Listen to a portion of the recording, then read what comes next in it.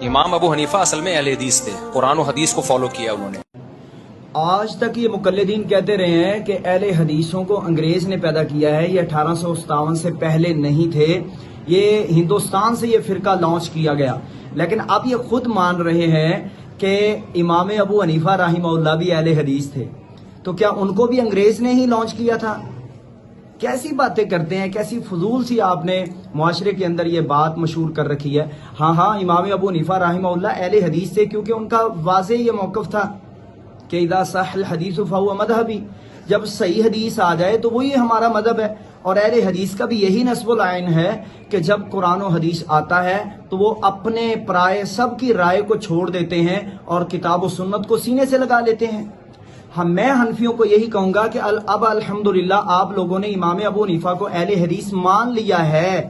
اب جتنی بھی رائے ہیں جو کتاب و سنت کے مخالف ہیں، آپ حدیث آنے کے بعد ان کو چھوڑ دیں۔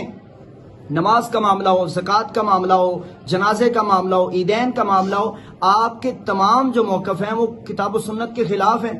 جبکہ امام صاحب اہل حدیث ہیں اور امام صاحب کہتے ہیں جب صحیح حدیث آ جائے تو پھر میری رائے ہو، کسی اور کی رائے ہو، امام محمد کی رائے ہو، امام ابو یوسف کی رائے ہو، حسن لولوی صاحب کی رائے ہو یا کسی اور کی رائے ہو، اس کو چھوڑ دینا چاہیے۔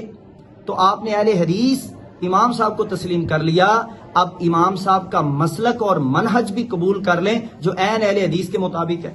اور امام ابو حنیفہ کے خلاف جتنی بھی یہ باتیں احناف کرتے ہیں، ہم نہیں سمجھتے کہ یہ ان سے ثابت ہوں۔ من عمل عمل قوم لوط فلا حد علیہ عند ابی حنیفہ، لوطی عمل کے اوپر امام صاحب کے نزدیک حد ہی نہیں، ہم نہیں سمجھتے کہ امام صاحب کا قول ہوگا۔